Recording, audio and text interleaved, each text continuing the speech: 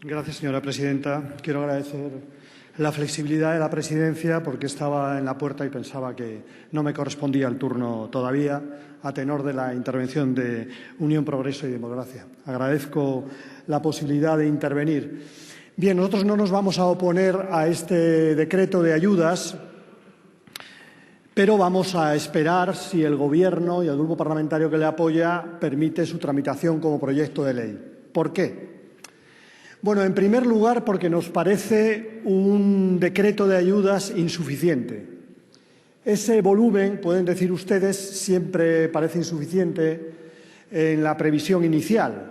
Pero es que en este caso, ante una ciclogénesis permanente, se puede decir, no es explosiva, llevamos una ciclogénesis permanente prácticamente desde el mes de diciembre en la cornisa cantábrica y en también la zona atlántica de nuestro país. Ante esa situación, la previsión del Gobierno de 150 millones de euros de daños a nosotros nos parece claramente insuficiente. Incluso aunque esos daños se hubieran producido hasta el momento de la aprobación del decreto, con posterioridad al decreto hubo otra ciclogénesis explosiva en las comunidades autónomas de la cornisa cantábrica y de la fachada atlántica que supuso daños sobre los daños, ¿no? Con lo cual, digamos que esa insuficiencia inicial puede convertirse en una insuficiencia global del decreto de ayudas, de subvenciones, de apoyos a los daños públicos y privados producidos por los vientos y mareas en la cornisa cantábrica. Pero más allá de esta cuestión de la insuficiencia del presupuesto, yo creo que todos somos conscientes, señorías, de que no estamos ante un hecho más que provoque una situación catastrófica y unas ayudas de emergencia. Creo que estamos ante algo más importante, ¿no? Nos da la impresión de que puede tener que ver con el cambio climático esta situación permanente en la cornisa cantábrica que, por ejemplo, ha permitido o ha impedido que buena parte de nuestros pesqueros salgan a la mar, ¿no? Y vemos cuáles son las situaciones conflictivas que hoy tenemos en Galicia o en otras comunidades del Estado en torno al futuro de la pesca. Podemos también ver los problemas que significa, bueno, pues el diseño de la política costera en relación al cambio climático a lo largo de los últimos meses, pues también. En ese sentido, nosotros creemos que las medidas son insuficientes como medidas de coyuntura, sería necesario una investigación a fondo de ante lo que estamos y medidas preventivas también en materia de costas. Pero además de las insuficiencias, discrecionalidad en segundo lugar.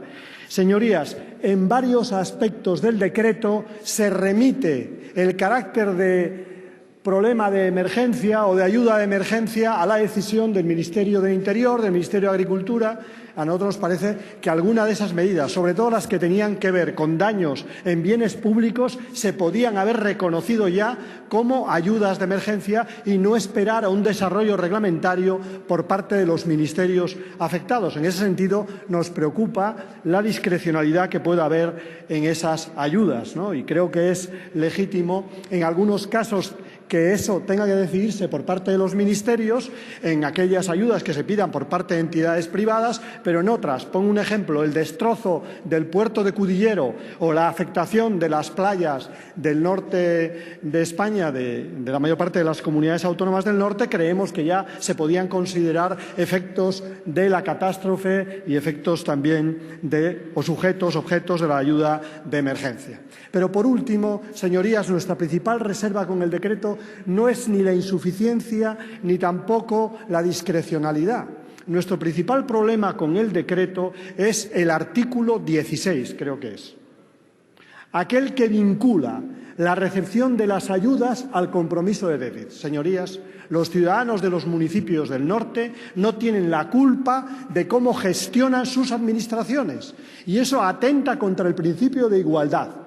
Si la catástrofe se ha producido y se ha afectado a ciudadanos y a entidades públicas y privadas, lo que no se puede es vincular las ayudas al compromiso de déficit de esos municipios. Nos parece realmente un grave error, como digo, que afecta al principio de igualdad y que significa una política injusta con los ciudadanos. Los ciudadanos pueden ser de un ayuntamiento o de otro, pero no tienen la responsabilidad de cómo se han gestionado las finanzas en cada uno de los municipios. Nos parece una introducción de un elemento del Ministerio de Hacienda que no tiene nada que ver con un decreto de ayudas de emergencia, una introducción del Ministerio de Hacienda que plantea dudas a mi grupo parlamentario. Por esa razón, no nos vamos a oponer al decreto, vamos a tener una actitud abierta y nuestro voto final será en función de si el Gobierno y el grupo que lo apoya finalmente lo hace como proyecto de ley y no solamente como decreto. Termino de nuevo agradeciendo